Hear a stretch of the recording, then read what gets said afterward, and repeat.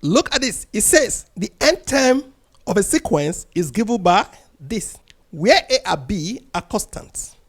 If the fifth and the 13th terms are 10 and 34 respectively, find the 25th term. Okay, now let's work on this. We take down the formula. Okay, we are told that the fifth, that is, whenever we see n, we put 5, is equal to 10. Okay, the second one is 13th. Is what? Is 34. It means therefore this is 5a minus b equals to 10. Okay?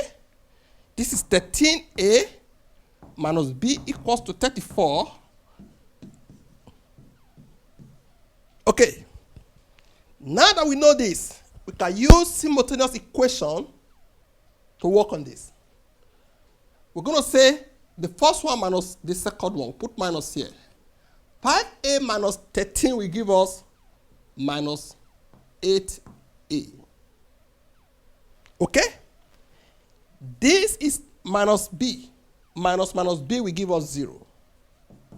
10 minus 34 will give us minus 24. Therefore, we can divide both sides by minus 8. 8, therefore, you agree with me, will give us 3. Now that we have A, let's go for B. We are going to take any of the equation. Let's take the first equation, which is 5a minus b equal to 10. We substitute in place of A, we put 3. This will give us 15 minus b equals to 10. You agree with me, if I move this to this place and move 10 to this place, I'm going to have b as equal to 5. So it means, therefore, we have b as equals to 5. Therefore, we cannot use this to go for the 25th term. So it means, therefore, the 25th term is equals to a, which is what?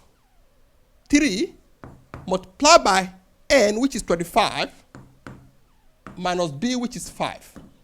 This will give us 75 minus 5, which is 70. So the 25th term is 70. All this understood. Thank you for viewing.